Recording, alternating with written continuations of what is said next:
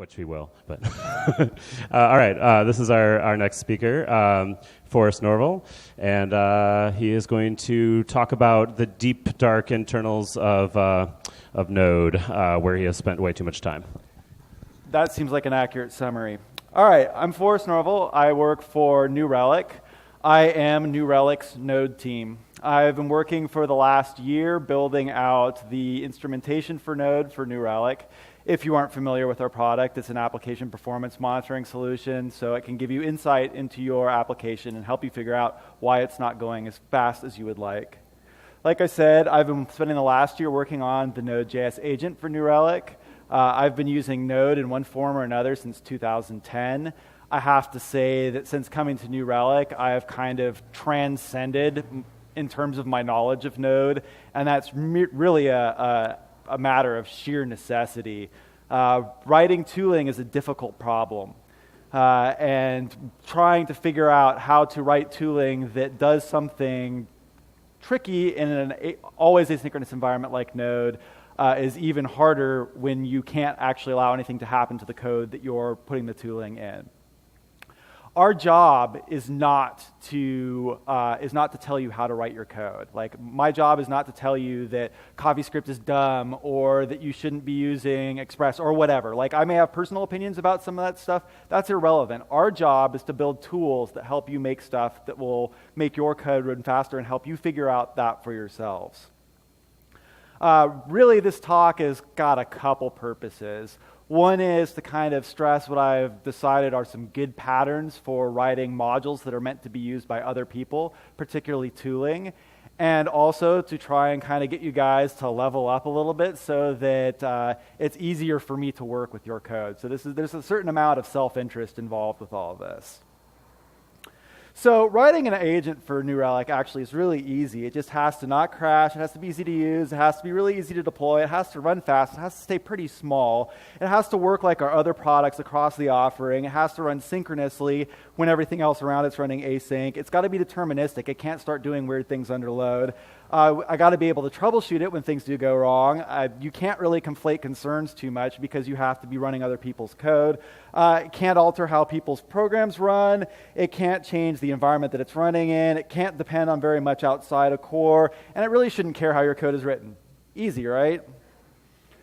Yeah, in practice, it's really not so much. There's a lot of trickiness that most of you, if you're lucky, will spend very little time worrying about because it is stuff that is buried deep within the guts of Node.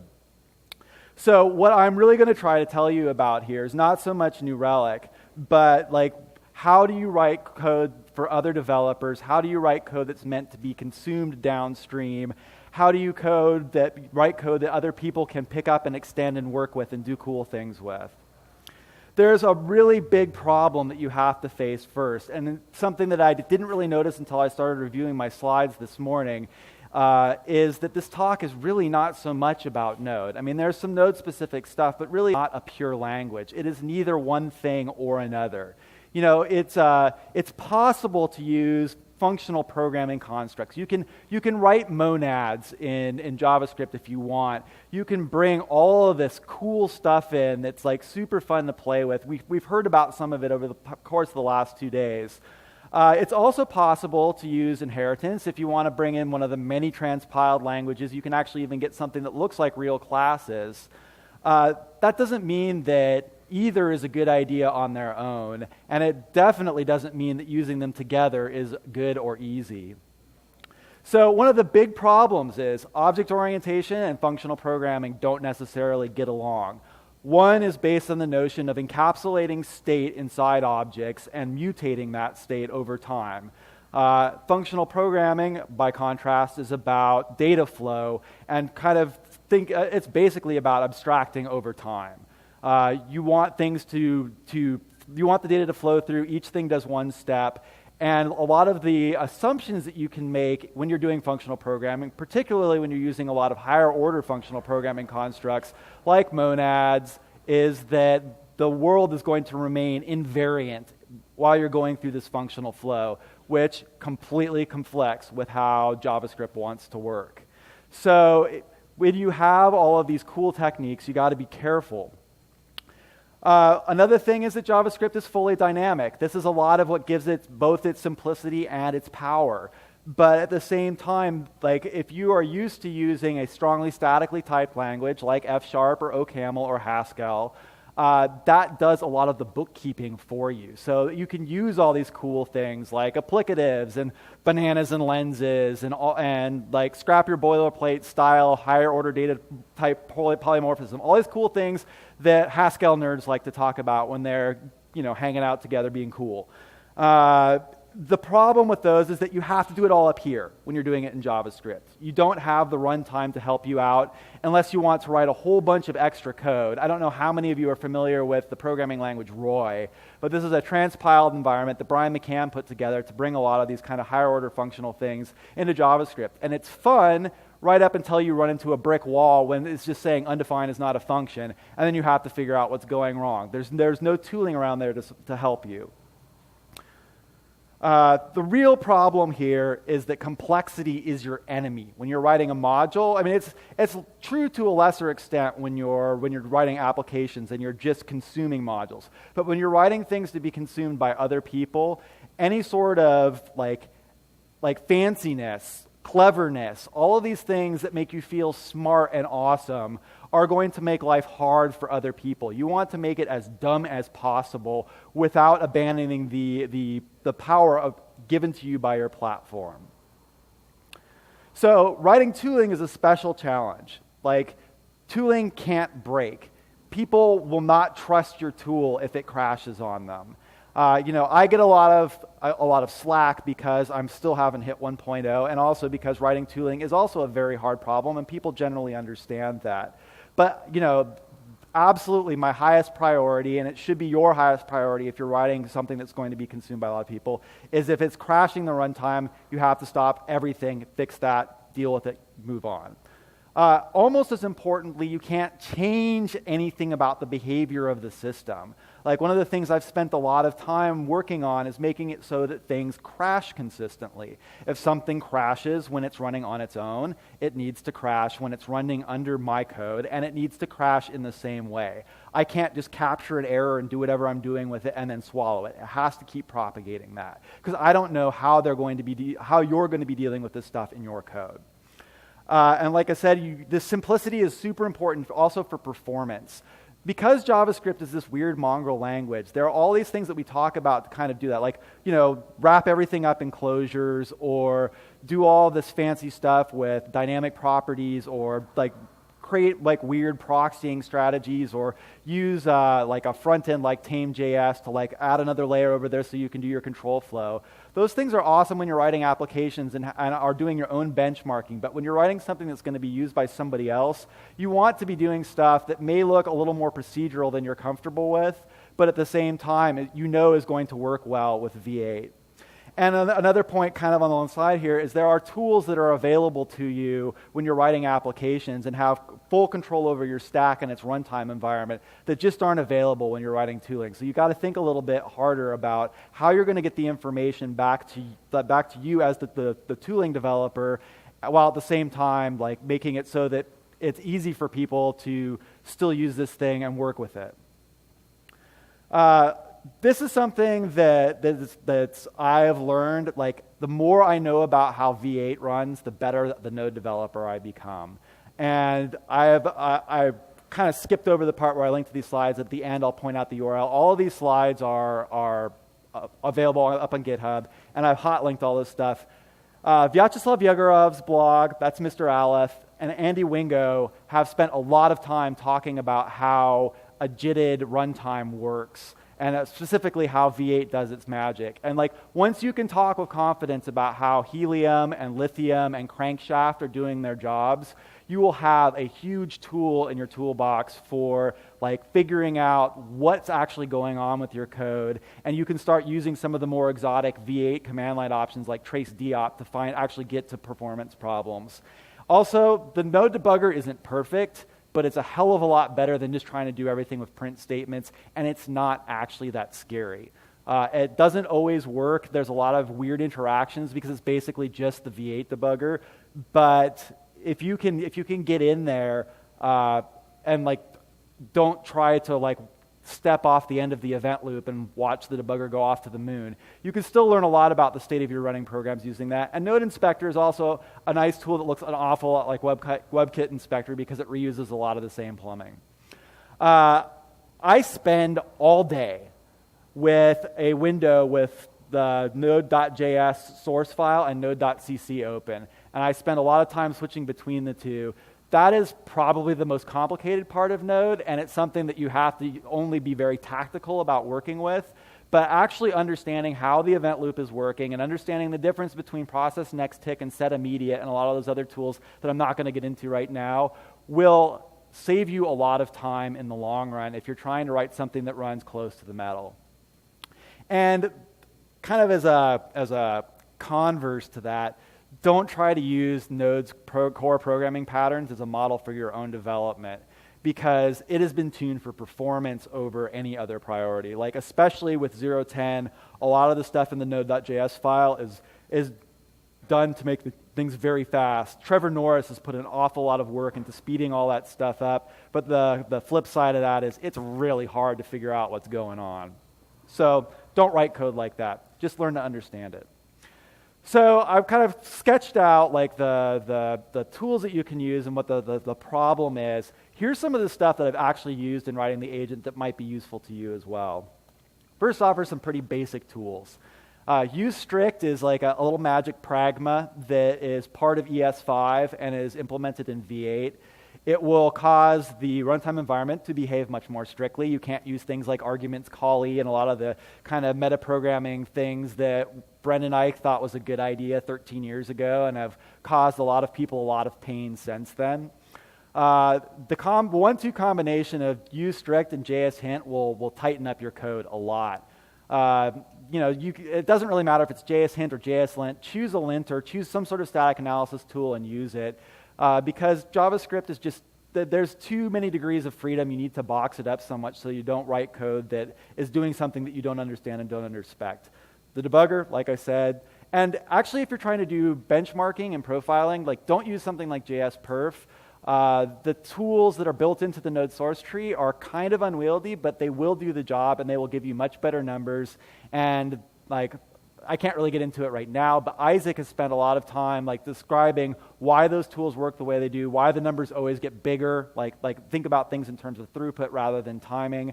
But those are great tools, and they give you a much more realistic view of how your code's actually going to perform in the real world than trying to use some of the online benchmarking tools. Also, Node's got some great core abstractions. I mean, this is something that Substack talks about a lot and a lot of the other people close to core do, but event emitters are a great way to do control flow. Like an event emitter and a counter, you can do an awful lot of things that you might use a control flow library for. Streams are a great abstraction. I find myself using them in ways that I am pretty sure they weren't designed to be used. At the very least, learn to get comfortable with piping things around and writing enough of a readable or a writable stream to use pipe. And also domains. Domains are something that are very near and dear to my heart. I've spent a lot of time learning to use them because they are very good for doing the kinds of like propagation of state I need to do. I'll get into some of their limitations. I have a whole other presentation that I've given at other places that I link to from this deck. But they're really useful, and I don't feel like people have done enough with them yet. Also, V8 is an ECMAScript 5 runtime, and that means that there's a bunch of stuff built into it that you might have to use a library for if you're writing browser code. I know some of this may be completely obvious to a lot of you, but these are things that I've found that a lot of people don't know. I've seen a lot of y'all's code in the last year, and sometimes it can be a little scary. So I just want to make sure that I kind of hit all these high points. You've got your basic collection, and iteration methods built in there.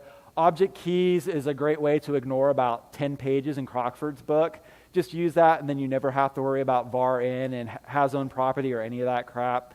And function.bind, I actually got in some conversation with some people last night. This may not be the fastest way to deal with the problem of this in functions that are going to, function scope means that when you're enclosing something, this suddenly means something different than it would in an enclosing scope. You can do the old var self equals this trick, but if you use function.bind, this always points to what you want it to. I use this a lot. It may be a little slower. It's a lot easier for me to understand it. It makes it a lot easier for me to reuse the callbacks that are bound that way. You can refactor the code a lot more easily that way. So something I do a lot is monkey patching. And this is a term that mostly comes from the Ruby world, where they also tend to use it a lot, probably too much. And this is something that I have to do a lot to write instrumentation, because that's how I get my instrumentation into your code dynamically. There's a right way and a wrong way to do it. This is the simplest way that I think most people are familiar with. Just grab something off a prototype, replace it, call the original. There are better things you can do to make this safer.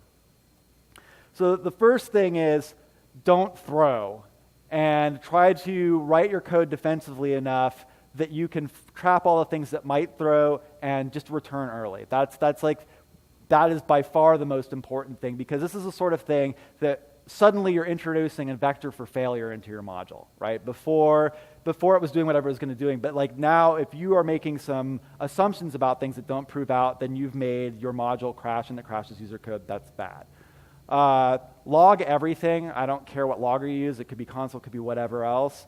But the thing about monkey patching is that it adds additional indirection and complexity to your programs. And if you aren't logging stuff, then you're going to end up either having to step through an endless chain of deferral as you kind of go through various stack frames trying to like step through it in the debugger, or you have to like go in and add a bunch of logging after the fact anyway, because it can be really difficult to understand what's happening in a monkey patched or metaprogram module. Leave visible traces behind. Once you've wrapped the function, stick a property on the side saying that you were there, so that if other people are coming along later in the debugger, they can see that they're dealing with a wrapped thing rather than like the original object. The next one's kind of like related to that. You want all this stuff to be idempotent. So if you want to make sure that you're not trying to double wrap methods, you want to make sure that you are not unwrapping something that doesn't have your wrapping. There's one trick to this, which is if you look at my unwrap function there, if somebody comes along after you've wrapped the function and wraps it again, you're not only going to unwrap your stuff, you're going to unwrap their stuff. So be aware of that, but once you're in a situation where multiple people are monkey patching the same thing, you're kind of in crazy town. So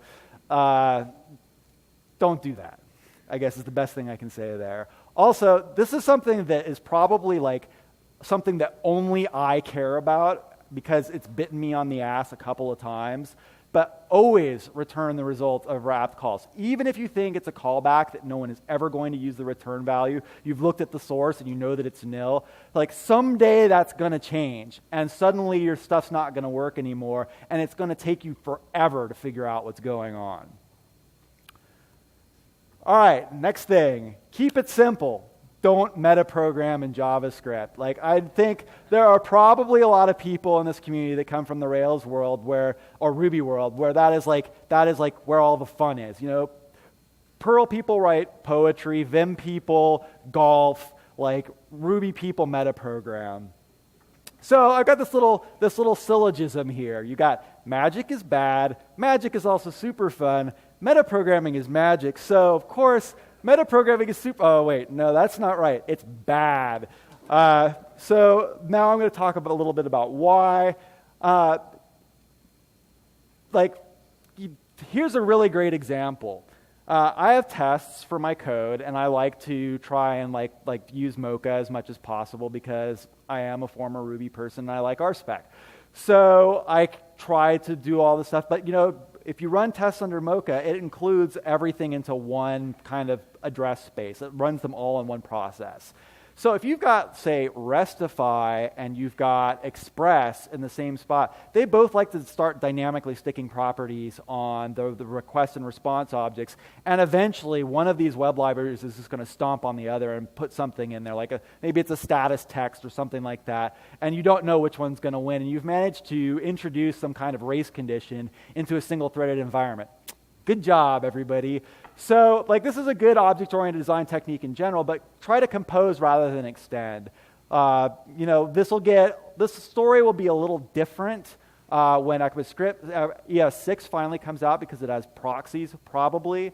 But like in general, like build a container for something and pass it around out of band, or do something similar instead of just sticking random properties on things. Object-defined property and define getter and define setter and proto, like these are awesome tools for like creating magic. Like lots of people like to make like has a DSL where it's using getter functions on define property. That can really, really, really confuse people. And then this last one is another one that's kind of specific to my experiences. So quick show of hands, how many of you know what I mean when I'm talking about functionarity?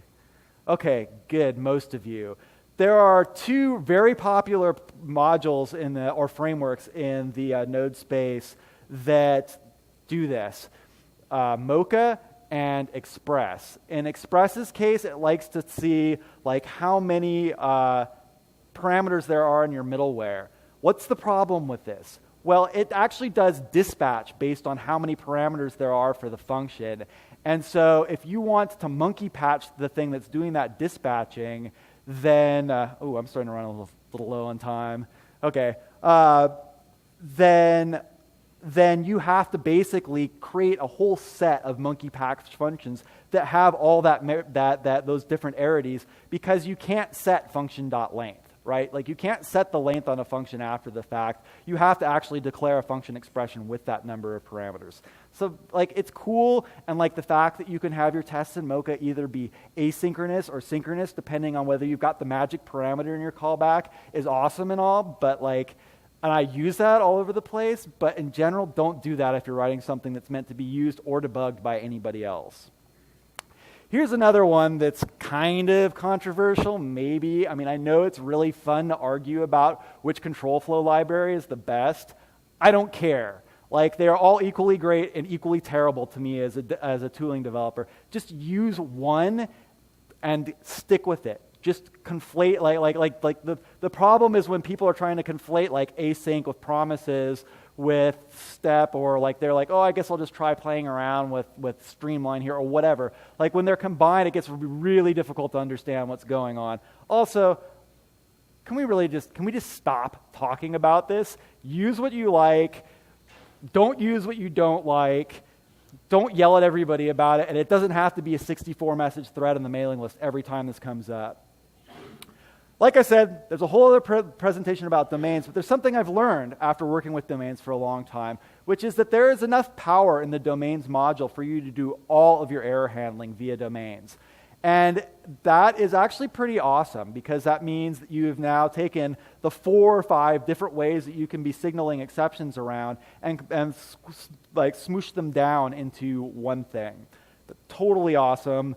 Domain intercept, almost nobody knows about it, but like with domain intercept, you basically pass in a callback that takes the typical error, everything else parameters, and it just strips off the error and then re-emits it on the domain if it gets one. Totally cool. Also, you can use them for other things. Like I've tried to use them for transaction tracing, and I won't get into what that is because that's a whole other conversation. But that's a conflation of concerns, because you're using them for error handling and to use them for something else is not what they're good for, especially because they try to behave as much like real-world exceptions as possible.